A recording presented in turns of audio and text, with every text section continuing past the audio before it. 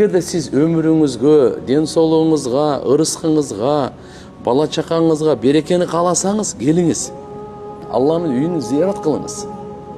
Байтулла Алланын үйүн зиярат кылыңыз.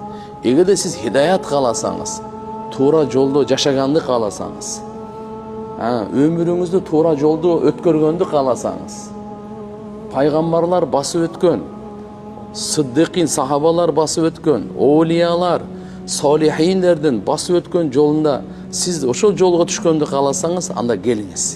Эми ким бул жерге келсе, ниетине жараша алып кетет. Бул жерге келген адам өзүнүн талабына жараша алып кетет.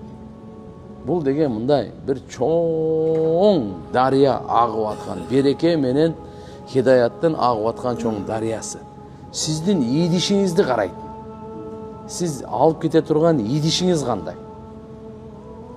Кружкабы, чакабы, флягабы, же болбосо водовозбу? Кыскасы бул ушу агып аткан суу береке менен хидаят агып атат. Бирөөлөр кичине бир чынык алып кетет. Бирөө араптардын кофесин куюп берип атпайбы мынча чыныга? Ошону алып кетет. Талапка жараша, ниетке жараша алып кете бересиз. Ошон үчүн Алла Тааладан аябай биз талап сурашыбыз керек да. Ya Allah, men жүрөгүмө ушу Каабанын сүйүүсүн бер. Ушу ыйык жерге Куран түшкөн экен.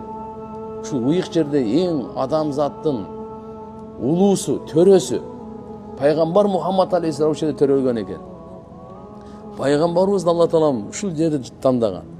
Пайгамбардын топурагы ушул жерден. Жөнөкөй жер эмес да.